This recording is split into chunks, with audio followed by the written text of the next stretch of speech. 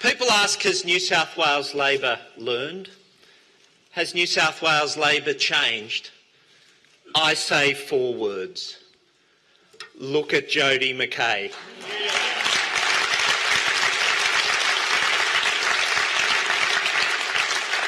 That is the face of the Labor Party I lead. Bright and brave and honest, and always looking to the future. Thanks, Bill Shorten, a true Labor leader, the next Labor Prime Minister, and in the next 4 weeks, New South Wales Labor is very happy to have our federal leader campaign alongside us. And that would be true.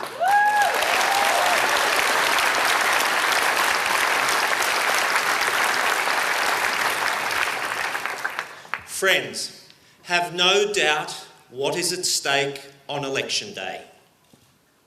Understand very clearly what will be decided on March 28. If you vote for Labor, this is what you'll get. Labor will keep our electricity network in public hands.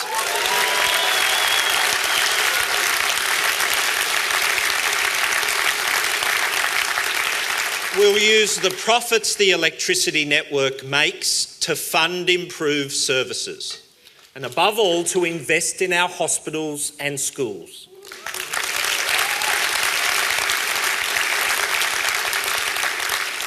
We'll create jobs and infrastructure in the suburbs and regions where people live. And we'll impose a moratorium on coal seam gas activity in New South Wales.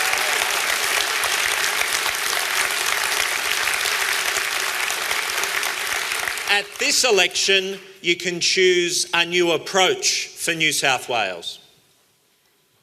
Friends, there's no iron laws in politics. I wouldn't be standing here today as your leader if public life in Australia always went to plan. But I'm absolutely certain when I say this to you now. Anyone who has lived through the last 10 years of Australian politics and says an election is unwinnable is a fool.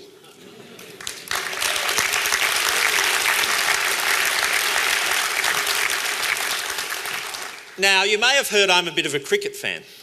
Don't worry, I have a short cricket story for you. I do have some longer ones. In the match that started the Ashes back in 1882, England only needed to score 85 in the final innings to beat Australia and win the Test. But our first great Australian fast bowler, Fred Spofford, the Demon, told his teammates at the final change of innings, "This thing can be done." And they did it. An Australian legend was born. Friends, in New South Wales, at this election, this thing can be done.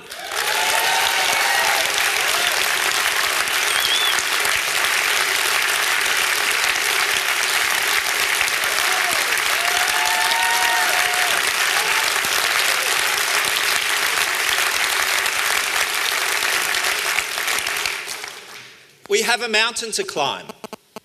It will not be easy. But we all know, in our own communities, from our own conversations, we all see in the democratic upheavals of recent state elections, in the turmoil of Conservative politics in Canberra, that this is a time when people all over Australia are looking for change. This is a time when a party with positive plans, a party of solutions, offering leadership with ideas and energy, guided by values the community shares, can gain the public's support.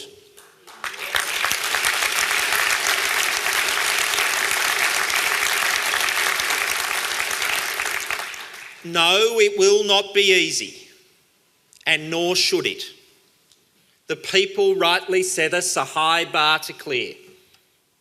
But believe me when I tell you, this thing can be done.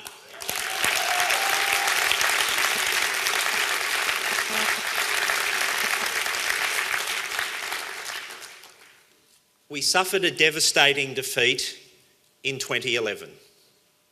The voters don't get it wrong. My friend Christina Keneally put it best on election night itself when she said, "The truth is the people of New South Wales who entrusted us with government for 16 years did not leave us, we left them." For New South Wales Labor, the last 4 years has been a journey back to the people, a journey back to our origins to find our best self. In a lot of ways, we were like the prodigal son. We had to examine ourselves, find humility, change, and return home.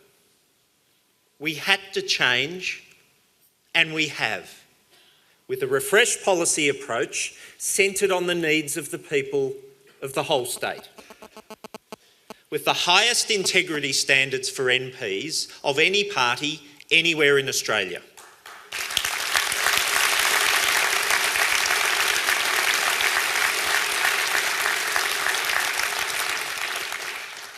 And with a nation-leading reform of the way candidates are chosen, with the largest ever community pre-selections, including here in Campbelltown.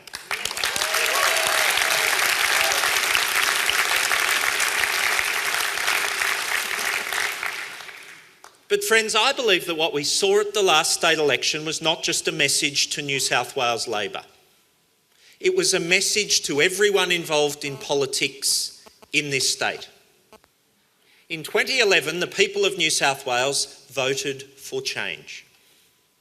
The people wanted a new approach. They still do. Labor, Liberal, public, private, business, union.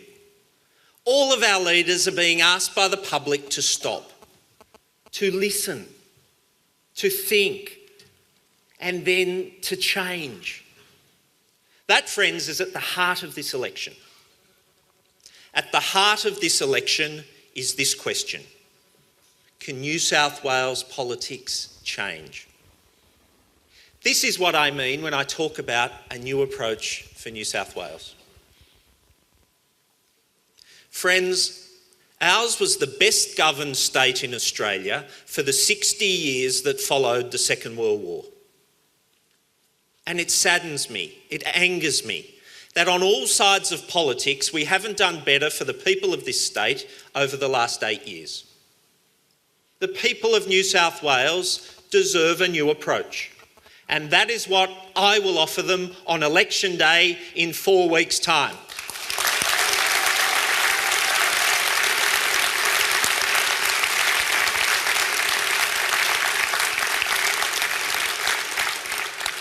So the people of our state are asking us to do things differently. The Baird and Abbott Liberal and National governments in Sydney and Canberra are determined to ignore them. The Liberals should learn, but all they want to do is sell. There is no greater test of a new approach to New South Wales politics than this. Will its government listen to the people on electricity privatisation? Nothing better symbolises the old politics that the people want us to abandon than the New South Wales Coalition's plan to sell the public's essential electricity network and the Abbott government's plan to pay them to do it. This obstinate determination to sell our profitable electricity network is nothing more than conservative ideology and commercial self-interest at work. This extraordinary fixation on getting rid of a network which sends power into every home and business in this state is propped up by so-called asset recycling bribes from the federal Abbott government. The Conservatives are blackmailing communities around our state for basic infrastructure needs. And my opponent won't answer the most basic questions. Mike Baird won't tell us his minimum sale price. He can't tell us what electricity prices would be. And above all, this insistence on selling the electricity network ignores the most important thing. The people who own it do not want it sold.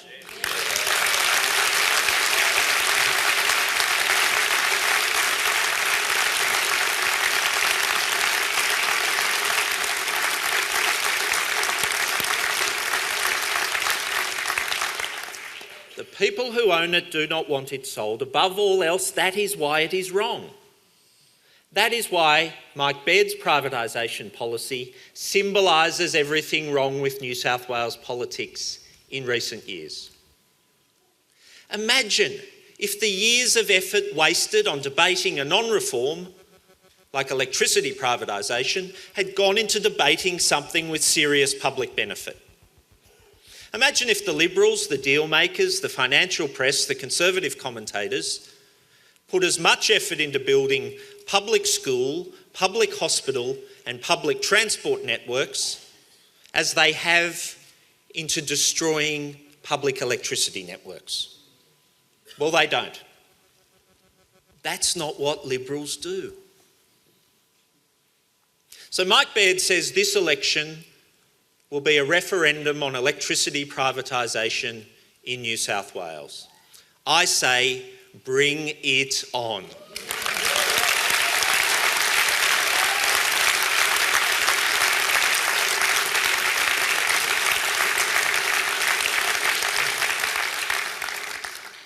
And if the Queensland election tells us one thing, it is this: whatever the current majority, voters can stop privatisation by voting Labor.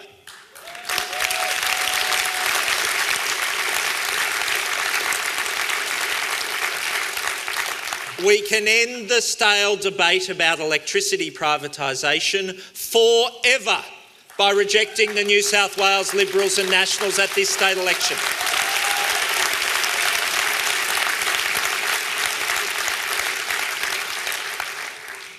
Selling off the electricity network, a natural monopoly, if ever there was one, is old politics, and it's bad policy. Be clear about this, I'm not an ideologue. I'll always approach each issue on its merits. The government acquires and disposes of assets all the time, and so it should. The question here and now is why these assets, why our essential electricity network? Our opponent's scheme is simply not in the public interest. Will prices go up? Of course they will. The only reason someone buys an asset is to make money on it. In South Australia, following privatisation, families pay the highest electricity bills in Australia, while the billionaire owner of the network makes $420 in profit from every household in that state every year. Will infrastructure be better? Of course not. There'll be more cuts to schools and hospitals. Of course, Mike Baird can't explain how he'll fill the black hole left when the electricity profits are lost to the state.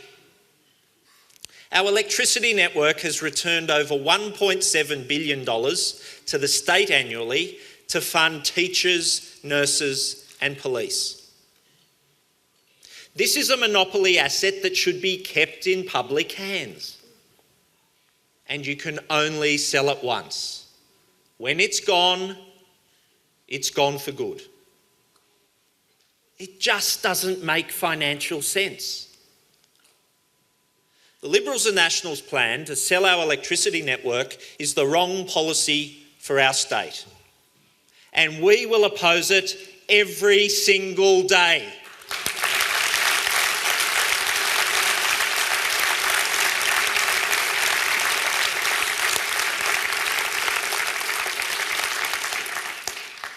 Mike Baird has many questions to answer in this election campaign. All I really know about him is he's a Liberal. And frankly, that tells me enough. If Mr. Baird gets 4 more years, will there be anything left to sell? But even more fundamentally, if the Liberals have to deliver all their promises, where will the money come from? They rely on a risky scheme to sell the electricity network that delivers $1.7 billion in revenue each year. And in Mike Baird's own words, he has no plan B. Now, why was Mike Baird even asked about a plan B? Because people know his plan A is so risky. He can't guarantee the price he'll get in an uncertain market. Everyone knows sellers don't dictate the price. If he can't achieve his price, he can't fund his promises. The contrast with Labor's budget approach could not be greater. We will maintain the budget surplus over the economic cycle. We will maintain the state's AAA credit rating.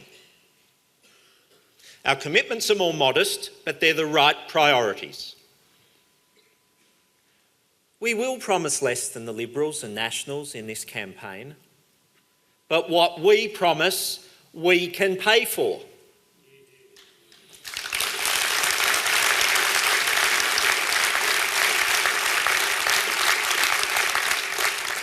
Friends, in 2015, New South Wales Labor can offer lasting change.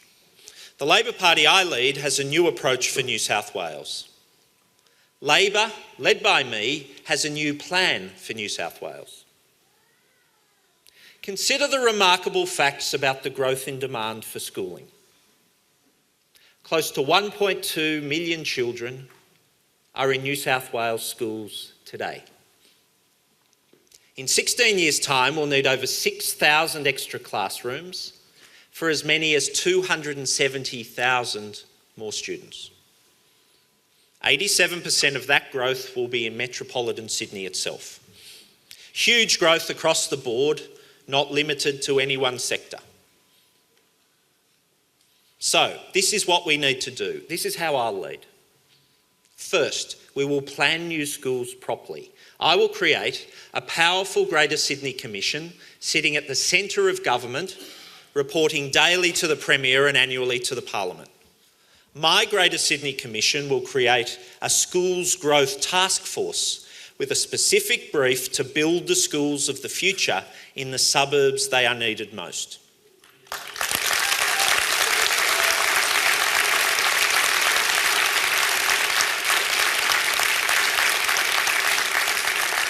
Labor will establish a new uniform planning code for schools so that across the state we can get them built. Not only where they are needed, but when they are needed. Our children's education must not be hostage for years to local red tape. We'll use the schools planning code to ensure that new schools have better facilities that work for parents and communities. This is important. I announced today that under a Labor government, the policy of the state will be that every new school built must include childcare or before and after school care facilities on site.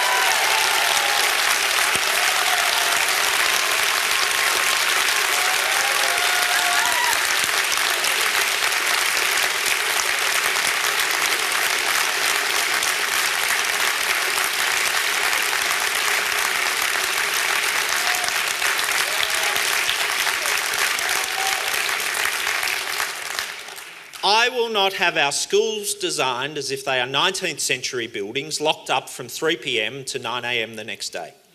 New schools will be designed as modern, multi-purpose education precincts.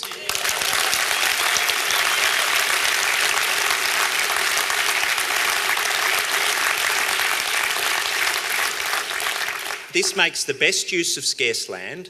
It leverages our investment in school infrastructure for the wider community. And co-locating primary schools and childcare centres allows many working parents to avoid the double drop-off of childcare and school.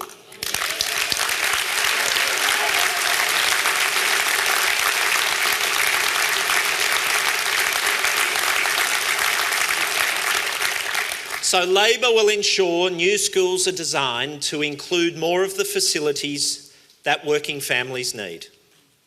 And our planning code will make sure all new schools are designed with proper provision for cars, drop-offs, pickups and parking. Second, Labor in government will substantially expand the funding available for building new and upgrading existing public schools, and will spend it where it will make the greatest difference. Over the 4 years of Liberal and National Party state government, capital expenditure on schools has been cut savagely. This is the wrong approach. Education matters so much more than the Liberals could ever understand.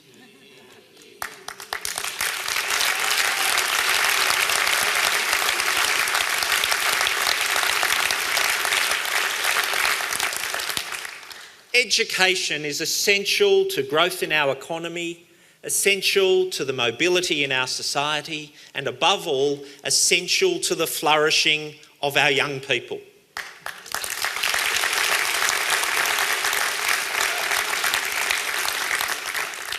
That's why I have a different plan. I announced today that if we are elected, Labor will provide an additional $1.3 billion to build and improve schools and TAFE colleges.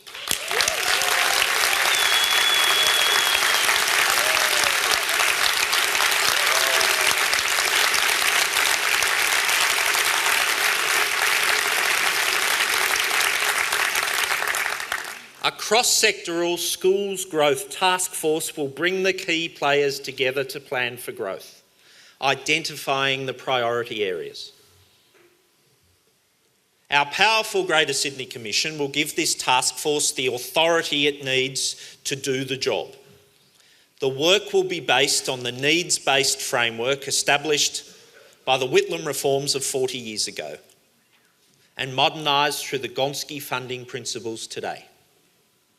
Vital principles which I support and which as Premier I will force back onto the COAG agenda.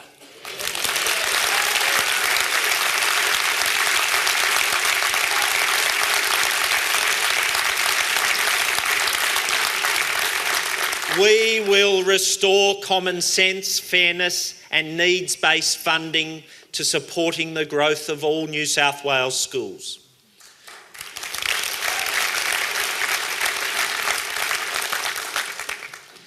And along with Labor's other plans, 200 specialist maths and science teachers in primary schools, rescuing TAFE so it can flourish in the future.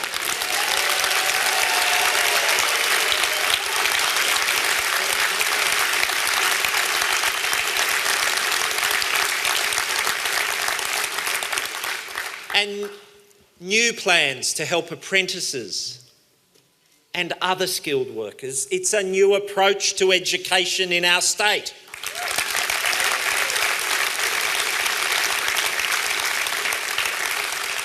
Focused on the future, including every child, building what we need where we need it, and funded from secure revenue I know the state can afford. A new approach to education, only Labor can get it done.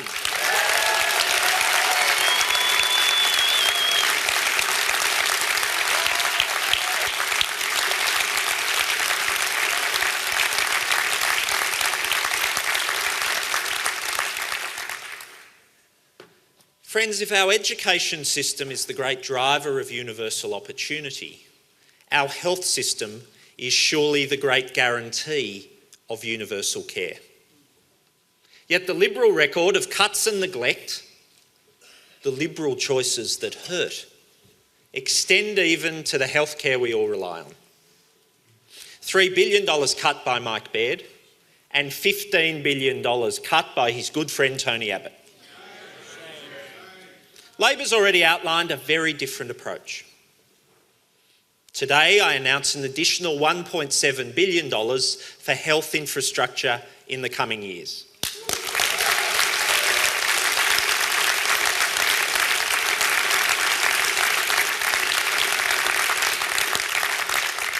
We'll open nurse-led walk-in centres. They take the pressure off hospital emergency departments, they cost less and they'll achieve more.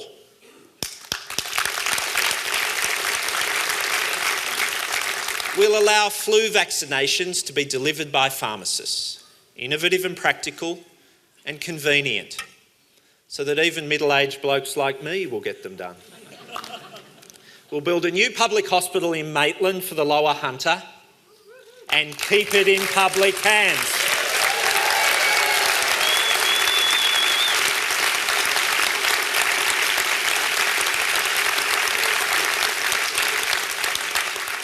We'll complete major redevelopments at the St George and Westmead hospitals.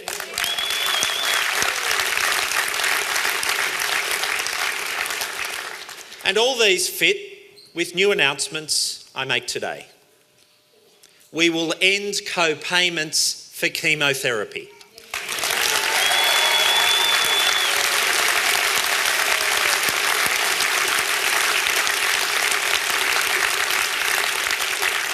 It's a decent thing we can do for people facing life's worst fear, cancer. And we'll provide $100 million for a paediatric surgery centre at Campbelltown Hospital.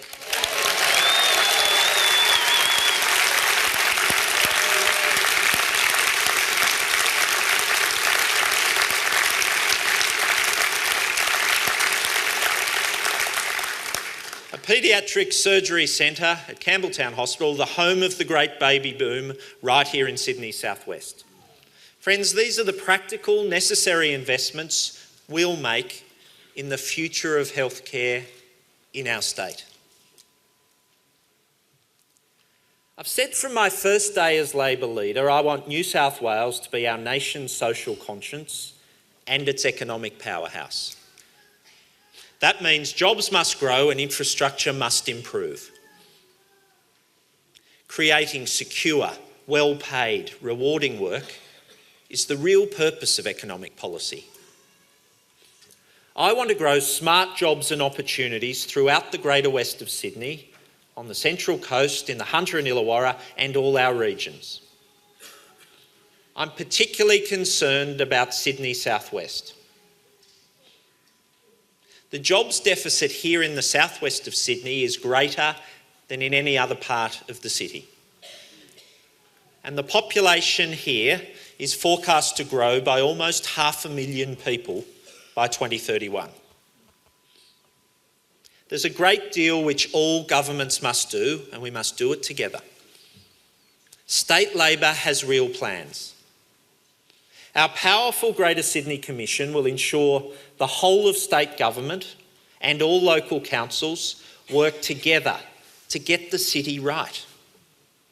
It will have a specific focus on town centre renewal, starting here at Campbelltown and Liverpool, and then extending to Penrith and Gosford.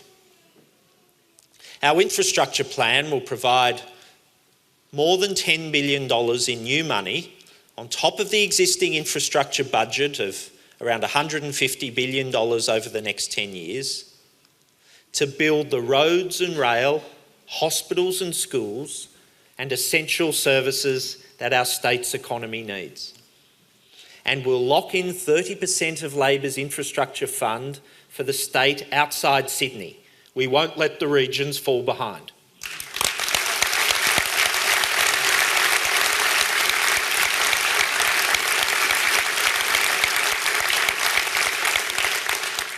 We have a fully funded plan costed by the Independent Parliamentary Budget Office.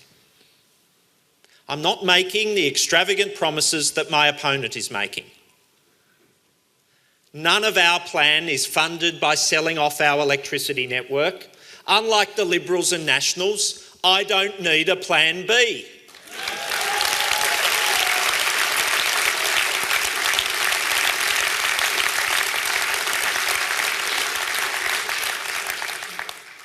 Friends, when I was growing up in the 1970s and 1980s, the Labor governments led by Neville Rand and Bob Hawke taught us that we can both grow the economy and jobs and protect our natural environment.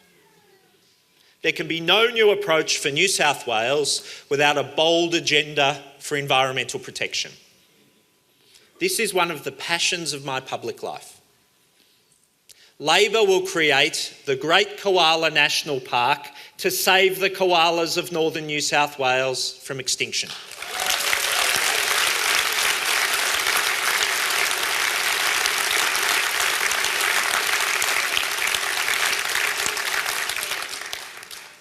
I think of what Neville Wran's government did in 1982, saving the rainforests of northern New South Wales.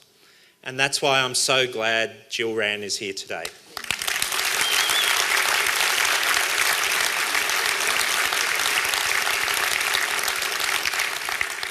Jill, you had a bit to do with it. You know it didn't just happen. For all the resistance that you and Neville had to overcome, it was just the right thing to do.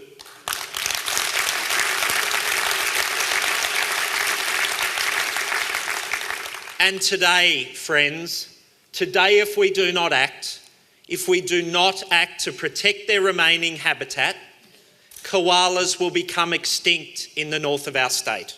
I am not prepared for ours to be the generation which allows the koala to become extinct in the wild.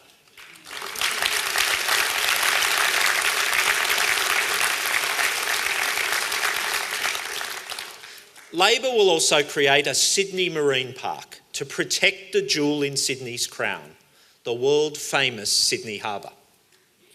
Our harbour is home to 3,000 marine species. 588 different species of fish have been recorded in Sydney Harbour. That's 3 times the variety of fish that live around the entire coastline of the United Kingdom. Green sea turtles, little penguins, weedy sea dragons, and humpback whales all inhabit these waters. Creating the Sydney Marine Park will allow the New South Wales Government to properly plan for the ecological needs of this wonder. Here, in the most stunning city in the world, the harbour must always remain a beloved place for Sydney-siders to fish and swim and snorkel, and the nation's great working harbour. The Sydney Marine Park is the final piece in the jigsaw, the missing link in the state's network of marine protected areas. And friends, under Labor, there will be a moratorium on coal seam gas activity in New South Wales.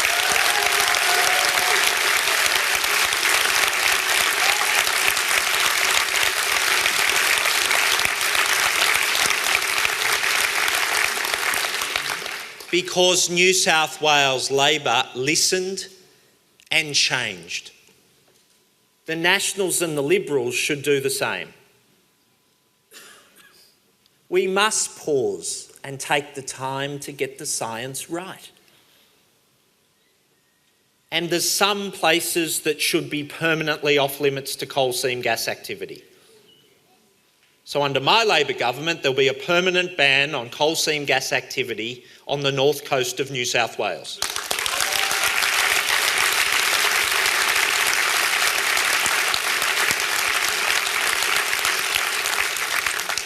And there'll be the same ban in the special areas of the Sydney drinking water catchment.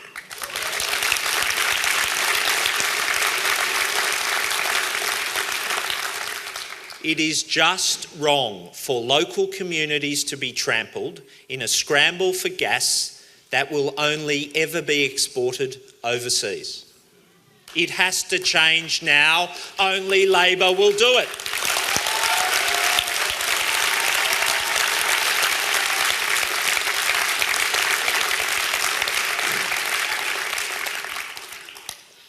Friends, in so many ways, governing is about the granular detail, policies that can be funded, plans that make sense.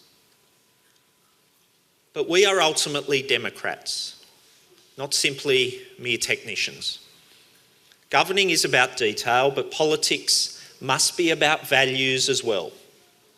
Not just what we do and how we do it, but why. Above all, it is our Labor values that set us apart. Mike Baird's a polite fellow with a nice smile. There's nothing personal between us. But he's a Liberal Premier. and he's making choices that hurt, choices to cut, choices to sell. Not because he has to, but because that's what he believes in. We're different people, he and I. I believe in something different. This Labor Party of ours has always believed in something different. We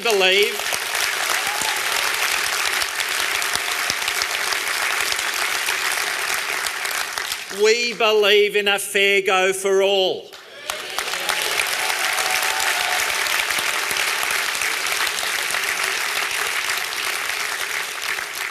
Like you all, that's why I'm here today. We want a decent life for everyone.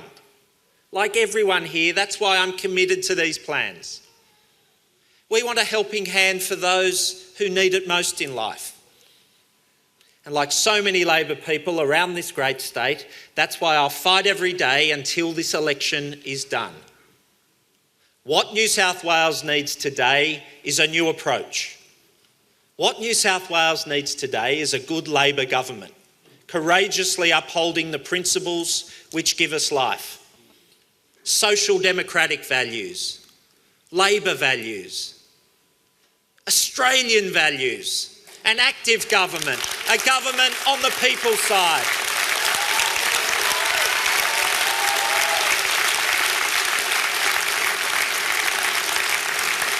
Timeless values, modern policies, a new approach for New South Wales. Thank you.